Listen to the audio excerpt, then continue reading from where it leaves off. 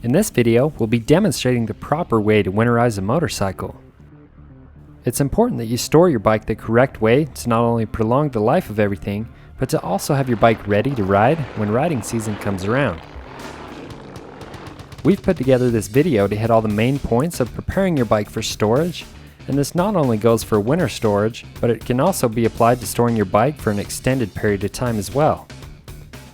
We'll be working on a 1996 Softail Fat Boy, but these steps can be used to get just about any bike ready for storage. So the first step of winterizing is to basically perform a full service on the motorcycle. For you Harley owners, this means changing the motor oil and filter, along with the tranny oil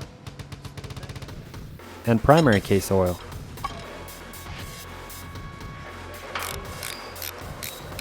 For those shaft-driven bikes, it's a good idea to change the rear diff case or final drive fluid when you change the motor oil.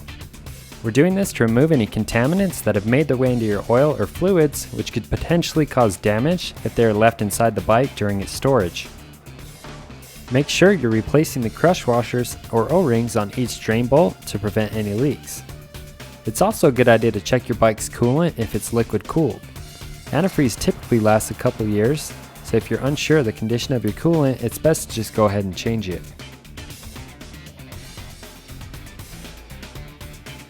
If your bike is chain driven, you want to make sure the chain has been thoroughly scrubbed and cleaned and then coated with a good high quality chain lube. So after all the fluids have been changed, the next step is to wash the bike. You want to make sure to get all the road grime and any old oil off the bike to keep the surfaces from rusting or corroding. When you've done that, it's important that you wax the painted surfaces and polish the chrome surfaces to keep them protected and prevent any scratching. At this point, you'll also want to coat any leather on the bike with a good leather protectant. If you aren't equipped with a heated garage, you'll want to bring any leather that you can inside to further protect it. This will typically be the seat and the saddlebags if you've got them. The next step is to take care of the fuel system. Regardless of which bike you have, it's crucial that the fuel tank is completely full of fuel. The more room in the fuel tank, the more likely you are to get water contamination, which speeds up the fuel breakdown. If your bike has a metal fuel tank, any extra room can be subject to rust when the fuel sweats and causes condensation inside the tank. To keep the fuel fresh and prevent any grime or varnish from forming, you'll need to add a specified amount of fuel stabilizer to the fuel. Each bottle of stabilizer will have directions indicating how much treatment to how much fuel, and we'll go ahead and add this to ours. Now you want to start the bike and let it run for a few minutes. This will allow the treatment to make its way through the entire fuel system, including the carburetor or injectors. Doing that's going to coat everything and prevent any varnish from forming, which could potentially clog the small passages in your fuel system. Next comes the battery storage, and there's a couple different ways to do this. Again, if you don't have access to heated storage for your bike, it's going to be best to remove the battery from the bike and store it in a heated room to prevent any water in the battery from freezing and causing discharge. It's also important to use a battery tender when storing a battery to keep it at 100% charged, as any discharge of the battery can shorten its life. This battery tender comes with a pigtail connector that you can install on the bike and just leave there to make connecting the tender easier. Just tuck the end up under the seat. When it comes time to connect it, pull that lead out, pull off the cap and connect it to the tender. These battery tenders are designed to fully maintain the battery and can be left on as long as the battery isn't in use. When you're ready to ride the bike, simply unplug the tender lead and tuck the lead coming from your battery back up under the seat.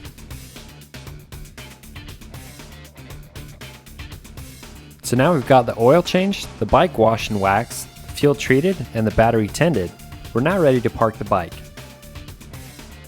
First things first, you want to check the tire pressure for each tire to make sure they're both at the recommended pressure. This is also something you want to make sure and check before taking the bike back out of storage to ride. Now if your bike is equipped with a center stand, it's going to be best to get it up on that stand to get most all the weight off the tires. For the sport bike riders, it's a good idea to get the bike up off the ground using the wheel and fork stands. If you've only got a kickstand to support your bike, you'll want to roll the bike forward or backwards a couple feet once a month to keep the tires from possibly forming a flat spot.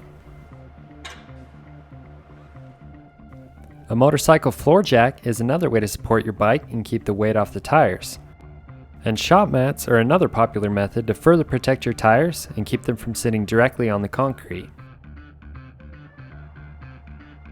The last step of putting your bike away for the off-season is to cover it up.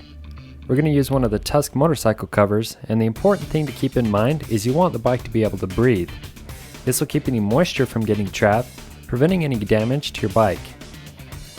And that's all there is to getting your bike ready for storage. If you have any questions about anything you saw in this video, or about preparing your bike, feel free to give us a call at 1-800-336-5437. Jake Wilson carries all the parts and tools you need to properly store your motorcycle and also have it ready to ride when you are. Thanks for watching, and we'll see you out on the road.